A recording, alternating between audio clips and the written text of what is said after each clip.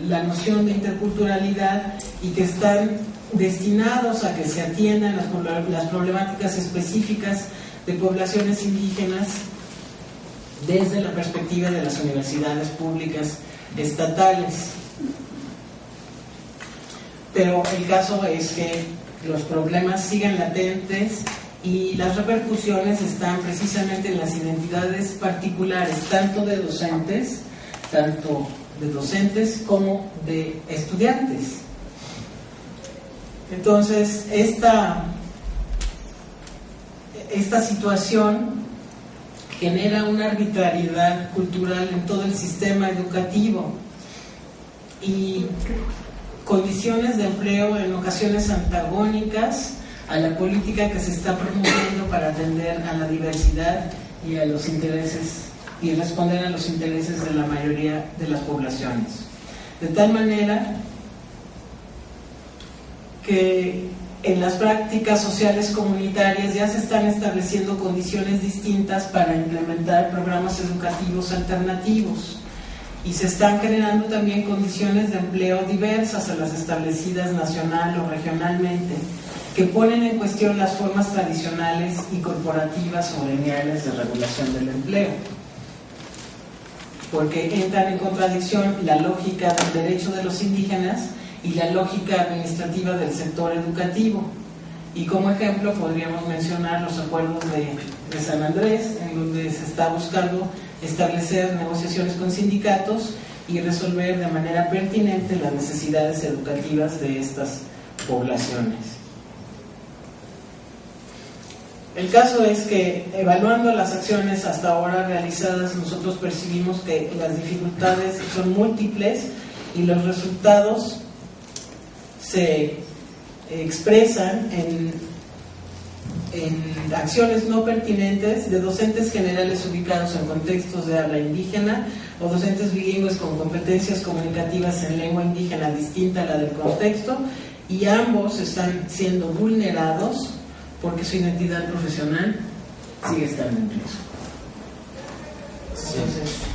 Entonces, después de la presentación de la compañera Elizabeth Buenabad, que es precisamente un modelo de desarrollo exógeno, yo quería preguntarle a Bruno precisamente cuál es su apreciación de estas otras alternativas de las que hablamos, que son comunitarias y que están promoviendo un desarrollo endógeno, y cómo están resolviendo este asunto de si optar por un bilingüismo o por la afirmación de su propia identidad y cultura, retomando su lengua de manera total en los dispositivos educativos.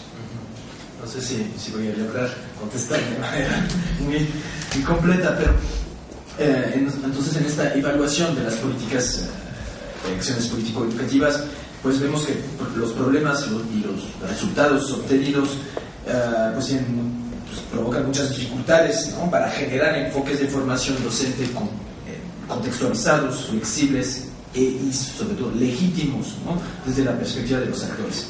Entonces, a pesar de la escasez de programas interculturales todavía, o de atención a la diversidad de niveles de educación secundaria, medio superior, existen algunas experiencias en estados como Oaxaca, Michoacán, Chiapas, de cierta manera Guerrero también, de carácter experimental, ¿no?, con problemas de posible continuidad o sucesión.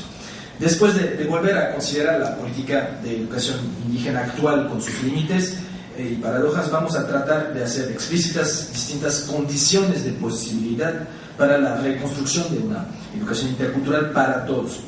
Se trata en particular de, punto 1, reconocer que la diferencia y las discriminaciones implica atender la particularidad desde una visión universal de los derechos indígenas, sociales. Punto 2, pues formar maestros que investiguen sus propios procesos de desarrollo en diversos contextos comunitarios. Y el tercer punto, pues la sistematización de la vinculación y participación de otros actores sociales como las universidades, organizaciones civiles y sociales, ¿no? Sin participación real de los interesados, la descentralización, la autonomía, Así, sin proyecto educativo consensuado, no es posible hablar de interculturalidad. En otras palabras, sin construcción de espacios democráticos y de relación en condiciones de igualdad con nosotros, no es posible en espacios educativos hablar de educación intercultural. Sigue hoy en el papel y en los discursos la aplicación del derecho a la educación de los pueblos indígenas. En México, los efectos de las discriminaciones históricas y actuales a raíz del proceso de colonización, ¿no?, y explotación al que los pueblos han sido sometidos, pues se reflejan en los resultados actuales de las políticas educativas, las cuales están altamente vinculadas al poder y al conocimiento colonial. Ellas no son ajenas a los procesos de exclusión y el racismo, voy a comentarlo al rato, mismos que pueden ser combatidos de manera coyuntural, ¿no?, con medidas y programas de acción afirmativa. Vamos a regresar a esto. Sin embargo, no se ha aplicado ni planeado de manera amplia una batería de medidas de discriminación positiva, ¿no?, en la década anterior, ¿no? Tampoco se ha logrado a través del programa sectorial de educación 2007-2012 alcanzar el objetivo inscrito en el Programa Nacional de Educación 2001-2006 de ofrecer a partir del 2004 una educación intercultural para todos en todas las escuelas del país. La educación llamada intercultural corresponde hoy entonces a una estrategia neoindigenista, ¿no? Entonces, dado el marco del multiculturalismo neoliberal, ¿no?, del cual habla Aida Hernández o Charles Eyre, y que conduce a un descompromiso del Estado en torno a las políticas, los pueblos siguen discriminados no solo por la precariedad de la cobertura escolar y la pertinencia de los planes y programas, sino también a raíz de la falta estructural de consulta, de participación directa en la transformación de las políticas. Entonces, podemos enfatizar la ausencia de aplicación del derecho a asumir la creación y la gestión de escuelas que respondan al afán de aprovechar los conocimientos locales, las costumbres y las formas de organización etnopolítica. Entonces, el primer punto que quiero desarrollar es sobre los límites que tenemos hoy en la expansión de la atención a la diversidad étnica en las escuelas en México. Hay un freno actual de la SEP en la creación de preescolares, primarias, secundarias, bachilleratos normales y universidades interculturales. Entonces, pues trabajé con los datos del último ciclo escolar, ¿no?, se cerró en junio, pues. Teníamos 844,000 alumnos de educación indígena primaria atendidos, solo 0.6% más que en 2007-2008, o sea, en 3 años no ha crecido la matrícula, y 4.7% más que en 2001-2002. O sea, el crecimiento se dio bajo el mandato de Fox, ¿no? Y los maestros, llamados bilingües, están concentrados en 10.000 escuelas, 10.009 escuelas estamos hoy. Desde 2007 la SEP contabiliza cada año en promedio alrededor de 40 escuelas adicionales de educación primaria, ¿no?, cuando en el sexenio pasado este promedio anual era de 163 escuelas por año, ¿no?, mismas que tuvieron una clave, un reconocimiento oficial dentro de la DGI. Y a título de comparación entre el ciclo escolar 93-94, o sea, antes del levantamiento zapatista, y el ciclo 2001-2002, bajo el PRI, se crearon 162 escuelas primarias por año, ¿no?, o sea, el mismo nivel que durante Fox, ¿no?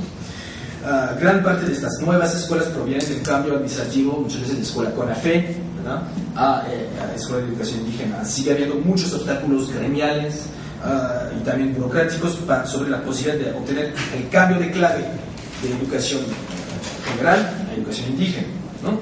De hecho, pues en Morelos no tenemos, ¿verdad, maestro? No tenemos casos de estos, ¿no? La escuela general que se transforma en educación indígena.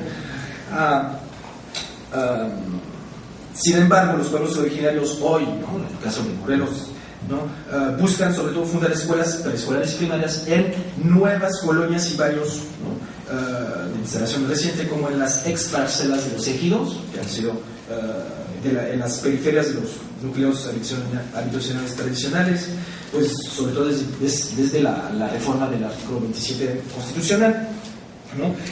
Bueno, este crecimiento del número de maestros en educación primaria pues nunca ha sido tan débil como desde 2007 y 2008, ¿no? Con un promedio anual de 260 maestros suplementarios, ¿no? Estamos hoy hablando de un poco más de 38.000 maestros, ¿no? Durante el sexenio de Fox se crearon más del doble de plazas de maestros cada año, y durante el priismo antes era más del triple cada año. Ahora bien, podemos atribuir esta desaceleración del crecimiento del subsistema de educación intercultural a muchos factores demográficos, económicos, socioculturales, etc. Sin embargo, no podemos negar que existe un crecimiento poblacional de la niñez indígena aún superior a la población no indígena, lo que explica desde luego que cada año una proporción aún menor de niños indígenas está escolarizada en escuelas de educación bilingüe intercultural. Pues vino un relator a México el año pasado, un relator de Naciones Unidas para el Derecho a la Educación, costarricense, Werner Muñoz, y pues escribió una frase en el apartado de comunidades indígenas y rurales que a mí me llamó la atención. Dice: se estima que las exclusiones de las oportunidades educativas tienen destinatarios muy precisos, que se pueden resumir en una frase: las poblaciones pobres reciben una educación pobre, ¿no? Pues él recomienda de cambiar CONAFE, y bueno, de suprimir CONAFE y de ser, para que estas escuelas sean asumidas por el sistema regular, ¿no? Y también pues anota el relator que en el caso de los indígenas, ni el 1% que ingresa a la primaria logra entrar en la universidad, a diferencia del 17% a nivel nacional, ¿no? Bueno, la semana pasada, ¿se acuerdan? Nuestro invitado Ernesto Descuder nos habló de que a raíz de las demandas indígenas y bajo el impulso de la Coordinación General de Educación Intercultural Bilingüe, ¿no?, encabezada por Silvio Schmelkes entre 2002 y 2006, pues la CEP ha creado entre 2004 y 2007 un total de 8 universidades interculturales, ¿no?, en México, Chiapas, Tabasco, Puebla, Quintana Roo, Guerrero, Michoacán, Veracruz, ¿no? Además, la Federación reconoce oficialmente ahora a la Universidad Autónoma Indígena de México, en Sinaloa, y a la Universidad Comunitaria de San Luis Potosí, así como a la Universidad de Oriente, en Yucatán, que también abrió una licenciatura en etnolingüística, cultura maya. Y desde el 2009 pues está pendiente la creación por decreto oficial de universidades interculturales en Sonora, en Nayarit, Jalisco. No pasa nada. En Morelos también, ¿no?, diversos intelectuales indígenas vinculados a la Comisión Nacional para el Desarrollo de los Pueblos Indígenas, de la CDI, pues buscan hoy la creación, desde varios años, la creación de un establecimiento de educación superior en la entidad. Primero querían una universidad autónoma indígena de Morelos, pues ahora pues parece que se va a abrir bajo el siguiente nombre: Universidad Intercultural del Estado de Morelos. Parece también que su sede va a estar en Sosocotla. Yo creo que todavía está en negociaciones. Pues en Guerrero, el gobierno estatal acaba de reconocer en julio de 2011 la Universidad Intercultural de los Pueblos del Sur, UNISUR. La semana próxima tenemos el gusto de recibir aquí a un líder indígena, fundador de las CRAC y de la Policía Comunitaria, don Apolino Cruz, quien es coordinador del gobierno intercultural de la UNISUR, ¿no? Es un tlapánico, maestro, ex maestro y ex presidente municipal de Manimaltepec. Nos contará la historia, pero aún no cuenta la UNISUR un reconocimiento a nivel federal, ¿no? Ahora hablamos de las normales, ¿no? No se han abierto desde el 2002 ninguna nueva normal intercultural, ¿no? No ha crecido mucho el número de convocatorias para acceder a estudios de la nueva licenciatura en educación primaria, licenciatura en educación primaria intercultural bilingüe, LEPIB, plan 2004. Se ofrece hoy en cerca de 20 normales federales estatales, y a pesar del objetivo de extender en todos los estados, ¿no?, era el objetivo de Silvio Schmelkes, esta oferta de carrera escolarizada desde la formación docente indígena, pues hoy parece que confirma el estancamiento global de la expansión de la atención a la diversidad etnocultural. Muy bien, y en lo que se refiere a la educación secundaria y medio superior, y a pesar de algunas experiencias experimentales y circunscritas en una región particular, pues está casi totalmente detenida la expansión en los estados de ofertas novedosas de educación comunitaria, intercultural y bilingüe, ¿no? Desde hace 3 años. Acaba de salir por las ediciones de la UPN este bonito libro de Sergio Rico y Nicanor Rebolledo sobre una experiencia de bachillerato indígena en la Mazateca Alta, en Oaxaca, ¿no? Pero nos está hablando de una experiencia a los inicios de los años 2000, ¿no? Quisiera saber hoy cómo está la situación, ¿no? Y bueno, nos lleva todo esto a hablar de racismo institucional, ¿no? Y discriminaciones en la educación. Pues se acuerdan que, bueno, antes, el Estado mexicano no está en condiciones de producir políticas sociales antidiscriminatorias si de antemano no se reconoce institucionalmente los efectos del racismo en la sociedad y en la educación, ¿no? Hay organizaciones sociales activas en México que tienen la posibilidad de presionar al Estado para que los reconozcan, ¿no?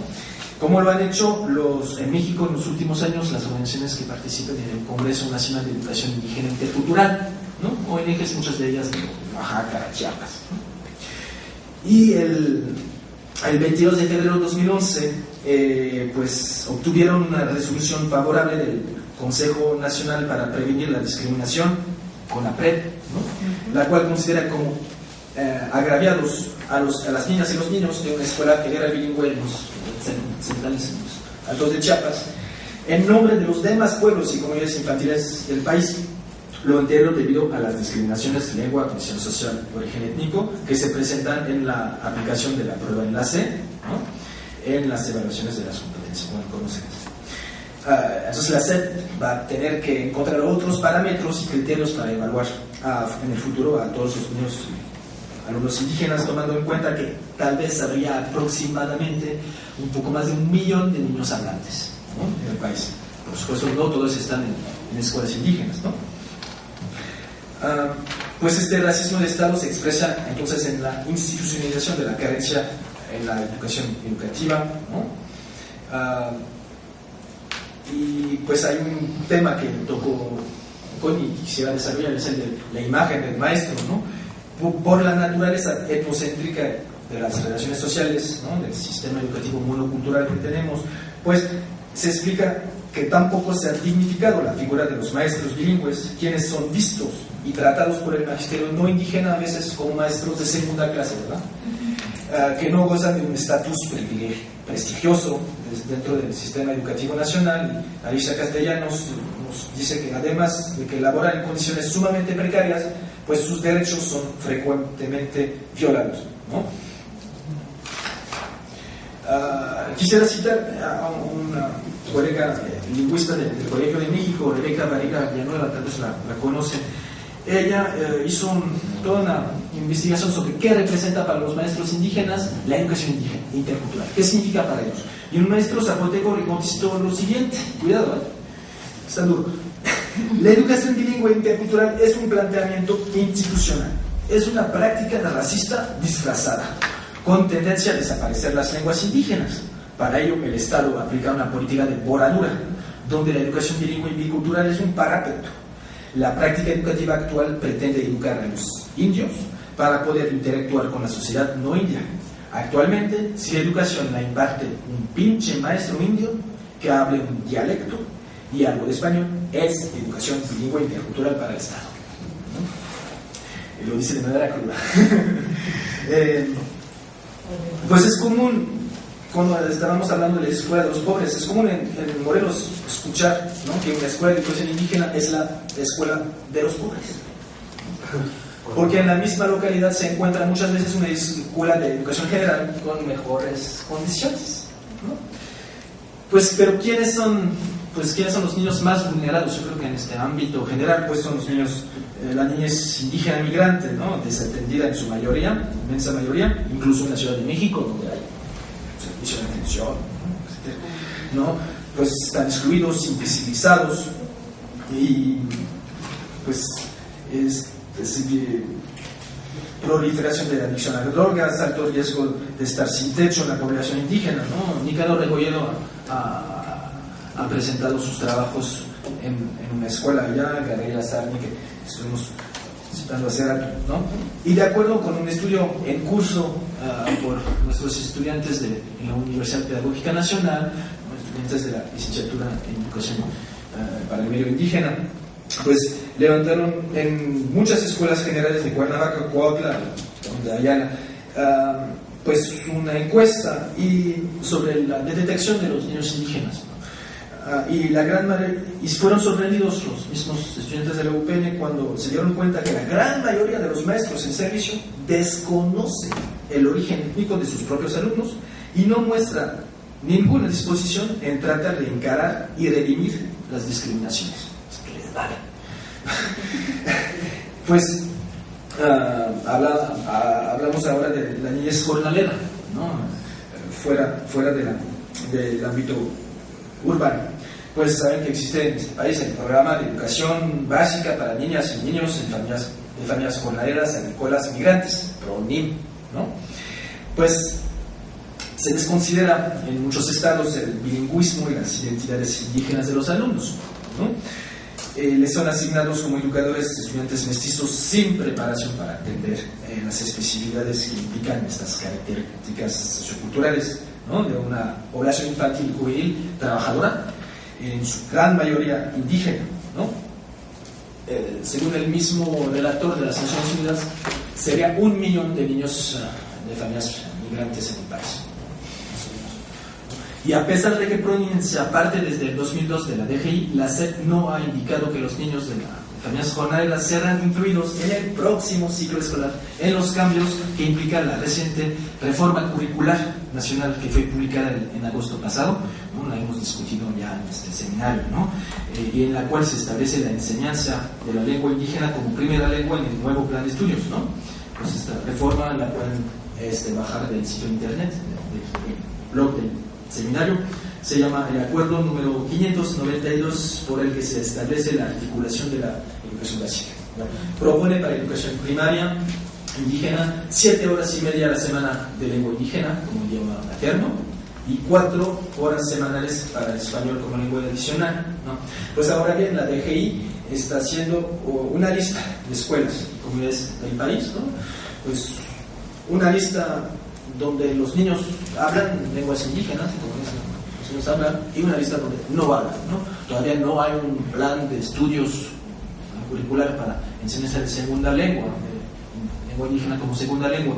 Lo dejamos para el próximo sexenio, ¿no?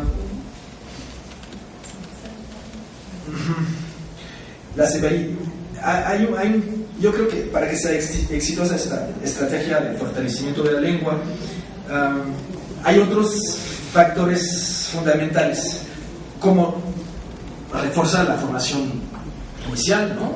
Verdaderas licenciaturas escolarizadas, pero también la formación continua, ¿no? En talleres regulares y no excepcionales, ¿no? Como acaba de haber esta semana aquí en Morelos, después de 2 años, ¿no? Es un taller de náhuatl de 2 días para los maestros de la zona de Cuernavaca, ¿no?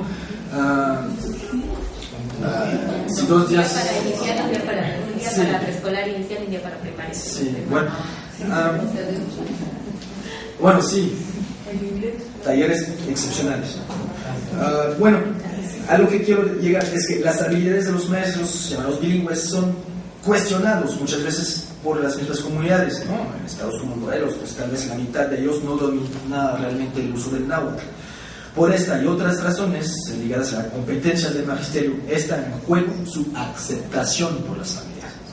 Es decir, la legitimidad de tener la capacidad y el reconocimiento comunitario para ejercer funciones de profesor de educación primaria, apto para enseñar de manera realmente bilingüe, ¿no? En otros estados, pues las comunidades no tienen problema para correr al maestro, ¿no? Chiapas, Oaxaca, Guerrero, escuchamos mucho esto, ¿no? Y está vinculado a un problema de reconocimiento, de aceptación, ¿no? Y regreso a nuestro relator, ¿no?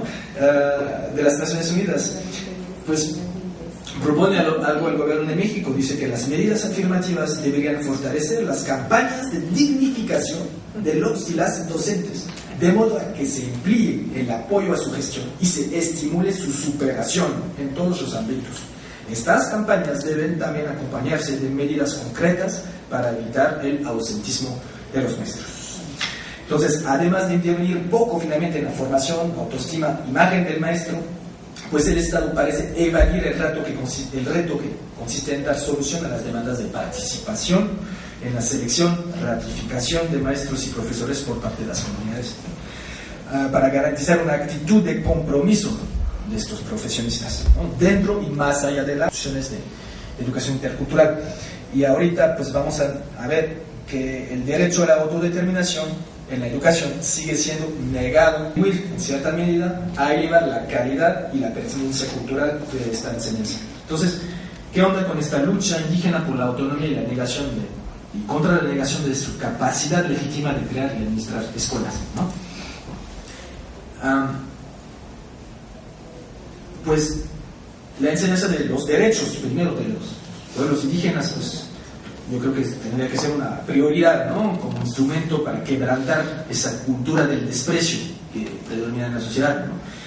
Desde la perspectiva de los pueblos en México, ¿no?, por ejemplo, organizados en el Congreso Nacional Indígena, el CNI, se trata también de denunciar y buscar alternativas a lo que Pablo Gentili, de Claxon, pues llama en este libro, llama la pedagogía del desprecio por el otro. Al mismo tiempo, la constitución de sujetos autonómicos puede permitir que el gasto público destinado a la educación sea directamente atribuido, ¿no?, a las entidades regionales, municipales, comunitarias, ¿no?, como lo señalaba Connie, ¿no?, con los acuerdos de San Andrés, ¿no? Hay en copy-paste en los acuerdos de San Andrés, son 3 documentos los acuerdos de San Andrés, ¿no? Y en 2 de estos documentos pues viene la misma frase: el Estado tiene que garantizar el derecho de asegurar a los indígenas una educación que respete y aproveche sus saberes, tradiciones y formas de organización. Bueno, pues saben que pues estos acuerdos han sido aplicados unilateralmente por los municipios autónomos zapatistas, ¿no?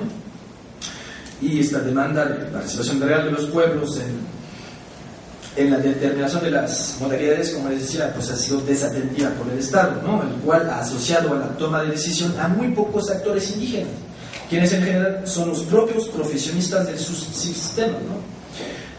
Y a nivel nacional no se ha propiciado de manera significativa la inclusión ni la consulta informada de las comunidades y los pueblos interesados en la gestión educativa, ¿no? Regresamos al tema de esta licenciatura, ¿no?, de las nuevas normales, ¿no?, la LEPIP, ¿no?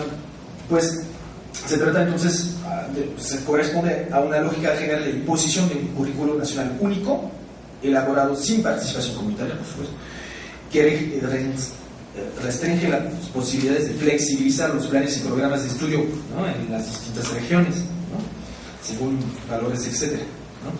Ni los maestros indígenas que han impulsado la creación de 3 universidades normales, escuelas normales indígenas, ¿no?, en el orden en Michoacán, en Chiapas y en Oaxaca. Pues ni estos maestros ni la misma Coordinación General de Educación Indígena, Intercultural Bilingüe, de Silvia Schmeckes, tuvieron la libertad de maniobra para elaborar un currículo diferente a la LEP, ¿no?, a la Licenciatura de Educación Primaria.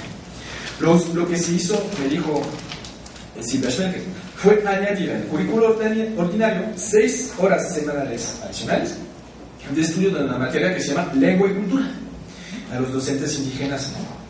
Bueno, entonces para Silvia Schmeckes es a causa de un cierto racismo exacerbado que ni los estados ni la federación siguen dispuestos a pagar un salario adicional de maestros de lenguas, y por ende la materia no se imparte en muchos sitios, ¿no? Lo que decías, ¿no?, pues invalida a las normales como a las universidades que referiste, como les invalida como espacios de aprendizaje, práctica y análisis lingüístico, ¿no?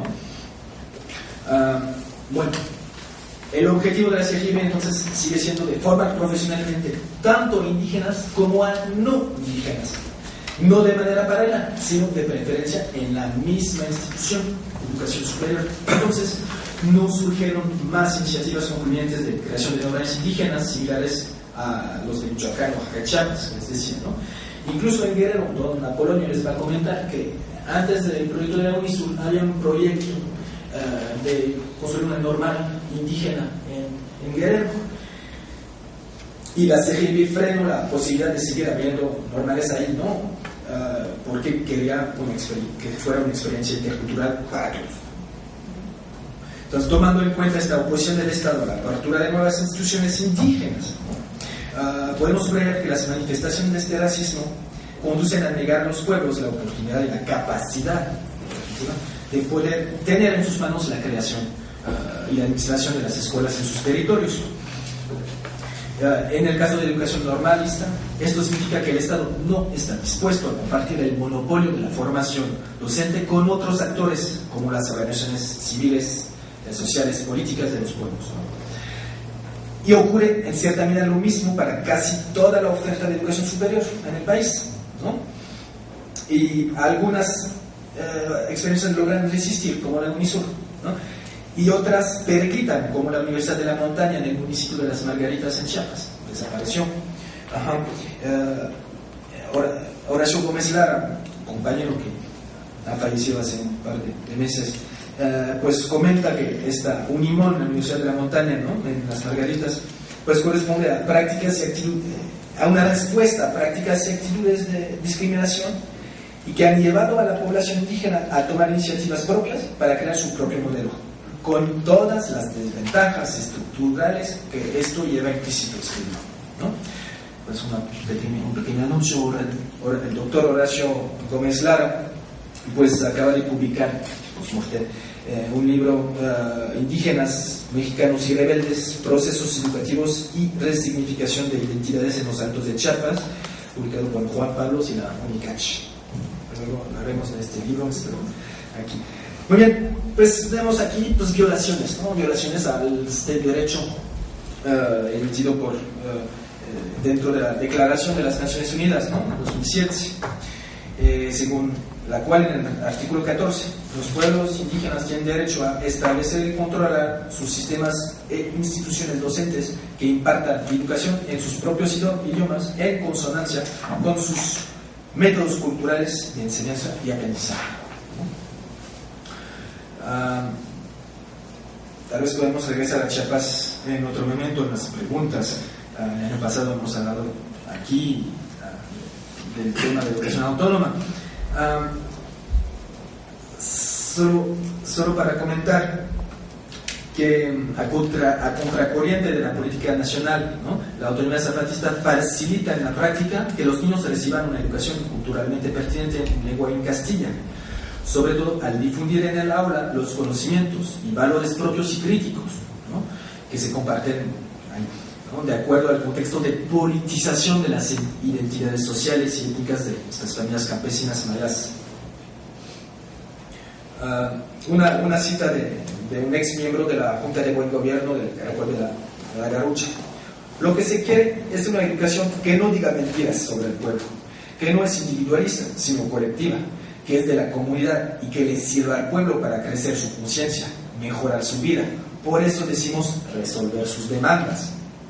Queremos una educación verdadera, donde se puede compartir ideas con nuestra comunidad, una educación de veras que nace de la comunidad para todos parejo. Nadie nos ha dicho por dónde está el camino para resolver nuestros casos. Por eso, si la educación se hace con la idea de enseñarnos a solucionar los problemas del pueblo, entonces es una estrategia de interpretación, ¿no?, una estrategia identitaria colectiva que forma parte de una política cultural regional, ¿no? Pues los mayas zapatistas plantean la autonomía educativa como vía para revalorizar los conocimientos generales, prácticas y éticos, ¿no?, que estiman útiles, prioritarios, pertinentes para vigorizar su identidad y afianzar su dignidad al ser miembro de un pueblo central mexicano, de familia campesina y militantes activos en la comunidad. Asimismo, el poder de decidir y vigilar lo transmitido por la escuela indica el ejercicio de un control colectivo que permite situar efectivamente la enseñanza en un contexto geopolítico, sociocultural determinado, de acuerdo con las aspiraciones de educación intercultural para todos y de revalorización, como dice Sirocue, de la conciencia histórica de los sujetos implicados. Sigo con ese. Es primordial consolidar la educación intercultural y bilingüe para los pueblos, para recuperar sus historias, conocimientos y saberes, y para permitir una apropiación selectiva y crítica, a la cual hizo referencia Connie, una apropiación selectiva y crítica de los productos de otras culturas, ¿no? Incluyendo la lectoescritura en lenguas originales, ¿no? Ante esta brecha que separa objetivos políticos y resultados observables en la realidad escolar, en estados como Guerrero, del cual Hani nos va a comentar la semana próxima, ¿no? Pues podemos admitir que la interculturalización de los contenidos de la educación básica requiere de la descentralización, ¿no? Autonomía política de las instituciones educativas locales, ¿no? Las cuales pueden establecer arbitrajes sobre qué política y culturalmente es legítimo transmitir en las aulas, ¿no? Bueno, pues después de haber asistido con algunos colegas aquí presentes, Hani y Ruth, pues en la consulta sobre la reforma a la Ley General de Educación que organizó la CDI esta semana aquí, ¿no? En los 2 últimos días, pues mi impresión es, para lanzar un debate luego, es que la participación de los pueblos en educación no me parece una prioridad para la CEP, ¿no? De hecho, ¿no? Quienes fueron consultados fueron algunos maestros que no se hacen ninguna ilusión sobre el hecho de que el Estado retome sus propuestas de cambio, ¿no?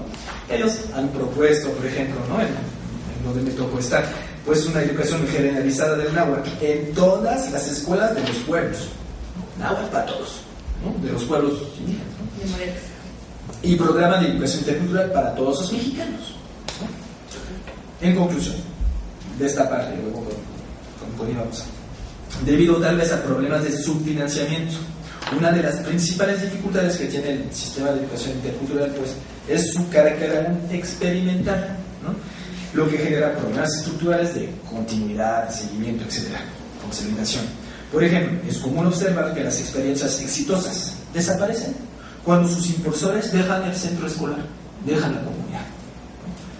Lo que está en juego entonces para la política social es lograr el tránsito de un modelo experimental a un sistema institucional descentralizado, autónomo, etc., ¿no?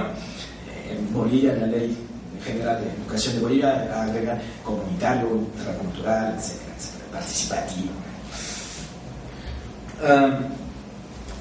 Entonces, un sistema que sea capaz de generar la consolidación de innovaciones pedagógicas exitosas gracias al apoyo en sinergia tanto de la jerarquía burocrática como la participación de familias y autoridades. No encontramos equilibrio. Entonces, cuando investigamos los impactos sociales de estas políticas públicas, pues creo que nos tenemos que enfocar también en este campo burocrático, ¿no? Como lo llama Pierre Bourdieu, ¿no? Porque sin duda constituye el lugar, como escribió Bourdieu, ¿no? El lugar por excelencia de la concentración y del ejercicio del capital simbólico, ya que el Estado dispone de los medios de imponer y de inculcar principios duraderos, como dice Bourdieu, de visión y división conforme a sus propias estructuras, ¿no? Tal como ha sido relatado recientemente en unas entrevistas con los representantes en México de la DGI, pues es interesante comprender que el poder simbólico del Estado se ejerce en contra de la cooperación necesaria entre actores de la política y la investigación educativa. En efecto, en una reunión reciente entre los responsables de las direcciones generales de la SEP y de la burocracia educativa de todos los estados, el subsecretario de Educación Básica advirtió con firmeza, es un eufemismo para no decir de manera muy vulgar, ¿no? Les advierto a los funcionarios que se rodean de académicos su rechazo frontal ante las tentativas de colaboración directa entre la administración educativa en cualquier nivel y los investigadores universitarios que puedan acercarse a ellos, ¿no? En tiempos neoliberales, la tendencia quizás dominante entonces en la socioantropología de la educación, en México y tal vez en otras partes, se inclina, yo creo, tal vez más a observar, a analizar, a acompañar iniciativas indígenas alternativas reprimidas, ¿no? De educación intercultural, en vez de investigar el campo burocrático, ¿no? Y tal vez asesorar directamente e indirectamente a funcionarios de rango superior o intermedio, ¿no? Que son hoy los únicos encargados, ¿no? Entonces, únicos a quienes podemos echar la culpa, ¿no? De administrar y transformar las actuales políticas indigenistas. Esto, un momento de un lado. Bastante. Sí, yo creo que tampoco seremos capaces de superar esta problemática si no ponemos a consideración también una necesaria reflexión sobre lo que significa la pérdida de las lenguas originarias y sobre lo que significa la forma en la que nos tratamos unos y otros, ¿no? O unos a otros. Esta discriminación no se va a evitar por el hecho de suprimir el vocablo indígena, como no se va a evitar la discapacidad si se le pone otro nombre. Creo que más bien hay que revisar si todavía seguimos repitiendo formas de relación que conjuran al otro, que le están considerando como si fuera un objeto a transformar, o formas que confiscan las alteridades, ¿no? Que establecen relaciones asimétricas entre unos y otros, o que ven a las personas indígenas o de otras lenguas como minusválidos o como menores, o bien si también lo que estamos haciendo, aquellos que se consideran mestizos, como al tratar de incorporarlos nada más porque sí a la visión hegemónica de la castellanización, sin considerar qué es lo que ellos verdaderamente desean, y entonces tratar de fusionarlos a nuestra propia cultura, y ellos atienden y responden y se fusionan entendiendo que eso va a representar una mejoría económica, social o cierta dignidad, o bien si lo que necesitamos es sensibilizar precisamente sobre la postura que asumimos frente a la diversidad, frente a la diferencia del otro, frente al necesario respeto de unos y otros, para empezar a discutir y a dialogar desde una perspectiva de igualdad, desde una perspectiva de reconocimiento de las necesidades específicas y de la posibilidad de colaborar efectivamente para resolverlas. Creo que ahí estaría precisamente un cierre preliminar de lo que nosotros estamos pensando, y esperamos, por supuesto, todos los comentarios de ustedes. Muchas gracias.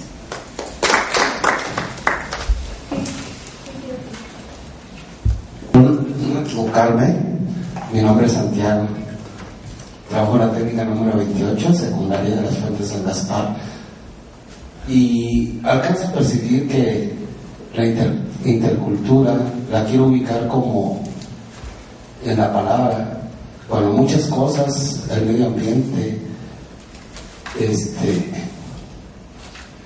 el agua y todo lo que se encuentra en la región se va perdiendo gracias a estas grandes transnacionalidades. Trabajo a un costado donde está un borbollón, Las Fuentes. La escuela no tiene agua potable, sin embargo está ahí el borbollón. Meditaba hace un momento sobre la escuela libre y democrática, que lo dice el artículo 3 constitucional. Híjoles, creo que no está en una escuela, o no sé. Volteemos a ver los zapatitos de los niños, rotos, despintados. Se educa con el sentimiento, y desde acá está. Para eso tengo que luchar de manera represiva contra el sindicato espurio, el indio del gobernador Marco Adame Castillo. Los muchachos son súper inteligentes. Los maestros seguimos un programa represivo, esa reforma.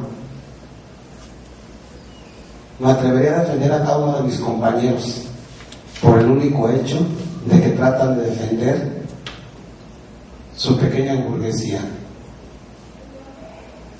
Cosas materiales, olvidándonos exactamente de lo que es la parte humana.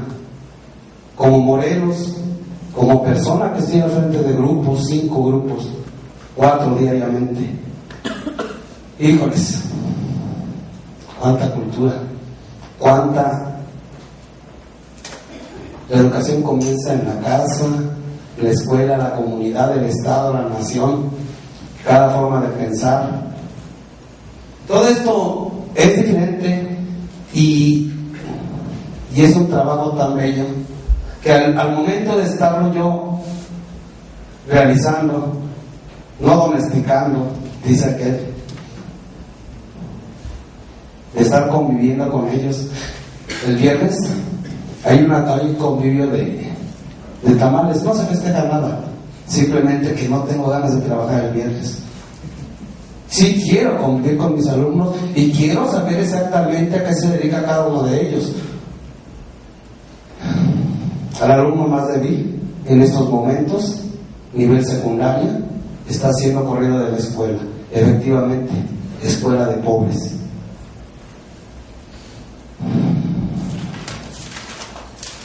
El subdirector a veces me da ganas de renunciar para formar una escuela de Macarenco, ir a recoger y rescatar a todos aquellos, ¿no?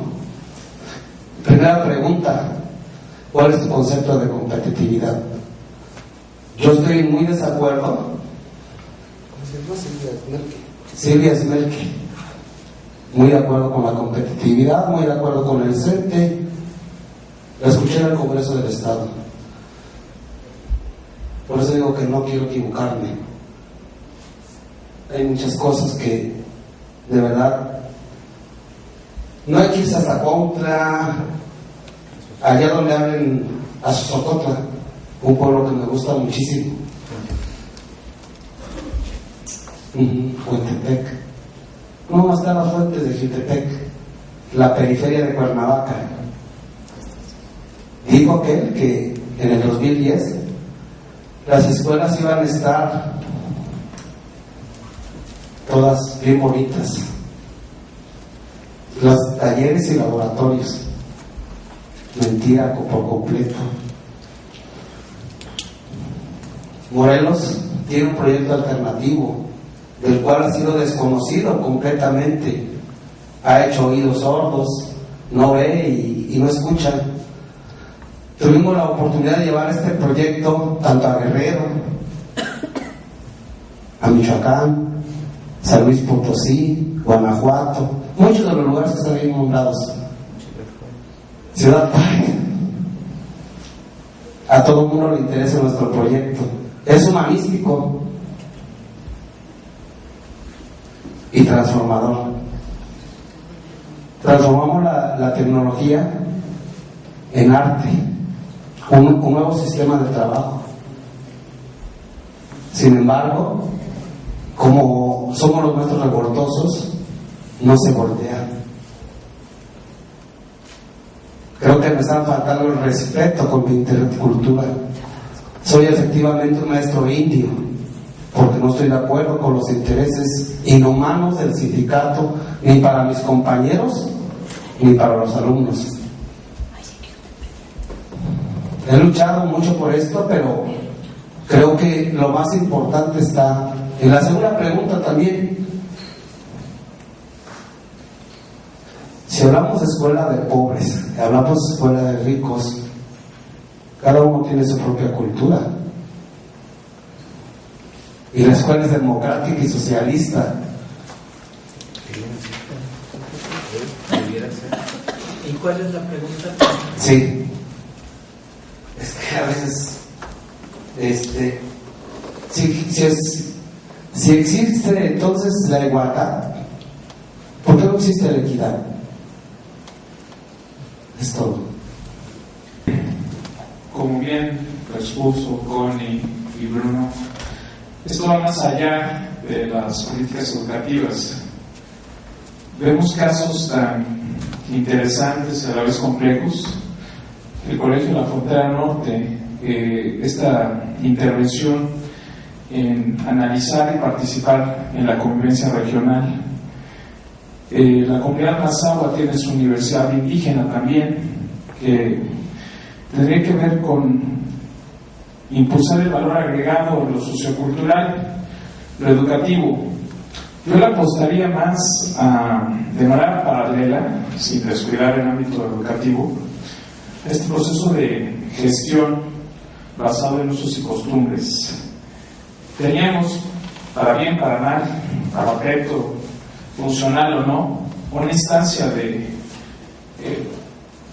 oficina de asuntos indígenas en el gabinete presidencial en sexenio pasado, en el cual no hubo continuidad.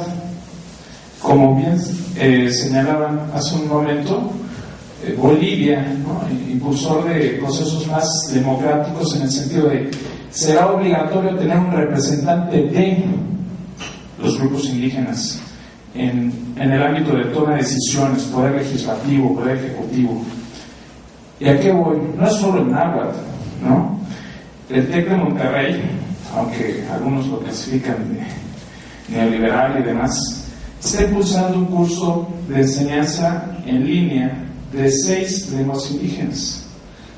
Y no es nada más la enseñanza, como han comentado aquí, es el impacto que tiene en la resolución de prácticas y necesidades locales, aterrizar, porque no es solo mantener su identidad, sino ese impacto. Y lo vemos en el artesano, que a veces le interesa conocer un poquito de inglés para vender sus productos, y eso no lo hace menos, sino le da un plus, el que ya no es bilingüe sino trilingüe. Y hay que enfocarnos a eso, al ámbito de vinculación, ¿no? Dicen en Chile, ¿por qué tanto empeño en generar un plan nacional de educación? ¿Por qué no planes regionales, sustentados, comprobados, adaptados? A mí sí me pareció muy interesante lo que veíamos en el seminario el año pasado, en el sentido de la adaptación de material didáctico, la experiencia de Chiapas, muy enriquecedor. Y como decían los especialistas, a mí me pagaron, me financiaron, hice el proyecto, lo presenté las propuestas y del 100% toman 60%. Bueno, desgraciadamente no todos los funcionarios y políticos les cae el 20%, ¿no? Pero ya es un camino. Yo le apostaría por ese lado, no dejarlo solo en el plano educativo, sino de vinculación en las estrategias. Y esta es una buena plataforma, ¿no? Creo que la condensación, la concentración de información y el trabajo que ha hecho Bruno en estos 2 seminarios, pues nos guía, nos une, porque a veces andamos perdidos en esa situación. Y pues yo les agradezco mucho sus observaciones. Hablar en náhuatl,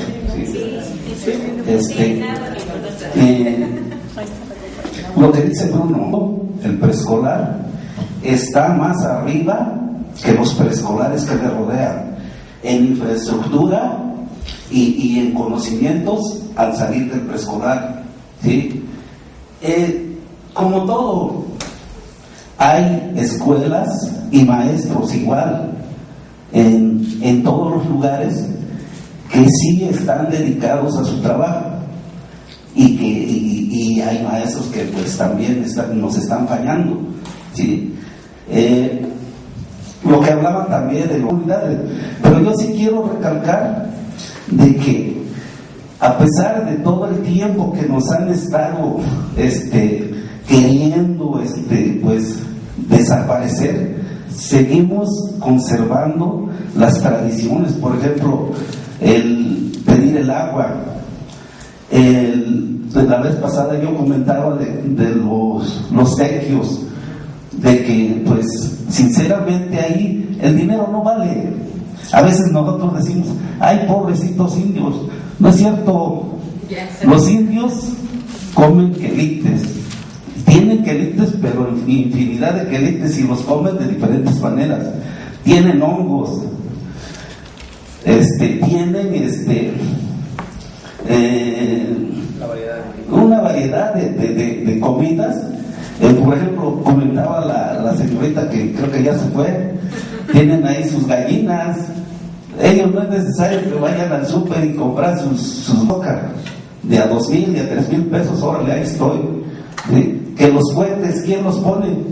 Yo los pongo, yo pongo una gruesa. Hay voluntarios, ¿sí? Y sinceramente se hace una bonita fiesta, pero también, o sea, los que vamos de visita, vemos que es bonita. No sabemos de las broncotas que hay atrás, de los que no cooperan y todo eso. Entonces hay de todo, ¿sí? Y le digo, en las comunidades en donde todavía existe esa organización y que no dejan meter a la gente de fuera, que no es de la comunidad, existe una buena organización. Pero ya cuando entra, por ejemplo, han escuchado el problema del agua de Guayapa, que pues no es cualquier escuela, porque es una escuela donde le echaron muchas ganas, ¿no? Y de hecho, pues hay una tesis de la UAM, de maestría de la maestra Sonia Leticia Zamora, sobre esta escuela en particular, ¿no? Le echaron muchas ganas, ¿no? Esta idea de que nos decía Ana, ¿verdad? Hay muchas buenas intenciones, ¿no? Buenas voluntades, ¿no? Y recordarle lo que Maribel ha dicho sobre de la interculturalidad como disfraz, ¿no? Como disfraz. Muy bien, pues solo para invitarles a conocer un poco mejor el trabajo de nuestra invitada Isabel Martínez Buenabad, con estos niños que estaba comentando en una escuela de Puebla, a un lado de la Central de Abastos de Puebla, ¿no? Creo que nos puede inspirar muchos trabajos aquí en Morelos, justamente para Tetelcingo, ¿no? En Tetelcingo se encuentra la Central de Abastos de Cuautla, ¿no? Sí. Y pues dejar en suspenso la pregunta a la cual Ruth Moya, nuestra invitada, junto a Luis Enrique López, el 11 de noviembre próximo, que va a tratar de responder, ¿no? ¿Cómo descolonizar a la educación? ¿No? Bueno, pues muchas gracias a todos y agradezco las participaciones en náhuatl. También es un agrado escuchar el idioma. Muchísimas gracias. Vamos a hacer circular la invitación para la próxima. Están todas bienvenidos y bienvenidas, ¿no?